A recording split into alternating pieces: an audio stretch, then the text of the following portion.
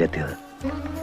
അവിടെ വെച്ച് ഗംഗയിൽ നിന്നും ഒരു പ്രത്യേക തരം സൈക്കിക് വൈബ്രേഷന്റെ അനുഭവം എനിക്ക് കിട്ടാൻ തുടങ്ങി.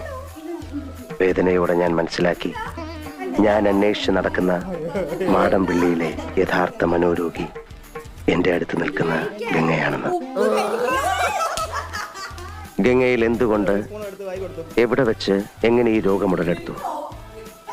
ഒരിക്കൽ നീയുമായിട്ടുള്ള വിവാഹാലോചന വരെ എത്തിയ ശ്രീദേവിയുടെ സാന്നിധ്യമാണോ ഗംഗയുടെ രോഗകാരണം? അതറിയാനാണ് അന്ന് ഞാൻ ശ്രീദേവിയും കൂട്ടി അമ്പലത്തിൽ പോകാൻ പറഞ്ഞത്. പക്ഷെ ഗംഗയ്ക്ക് അതൊരു പ്രശ്നമേ അല്ലെന്ന് എനിക്ക് വളരെ വ്യക്തമായി. പഴങ്കഥയിലെ നാഗവല്ലിയുടെ ഒരു കാര്യം പറഞ്ഞ് ഗംഗയെ പ്രകോപിപ്പിക്കാൻ ഞാൻ ശ്രമിച്ചു. നാഗവല്ലിയുടെ ചിലങ്കയെ ചൊല്ലി എന്തൊക്കെയോ പറഞ്ഞ് ഞാൻ ഗംഗയോട് എതിർത്തു. ഗംഗ പ്രതികരിച്ചു, അതിശക്തമായി, അസാധാരണമായി. അപൂർവമായ ഒരു മനോരോഗത്തിന്റെ അഗ്നികുണ്ഡങ്ങൾ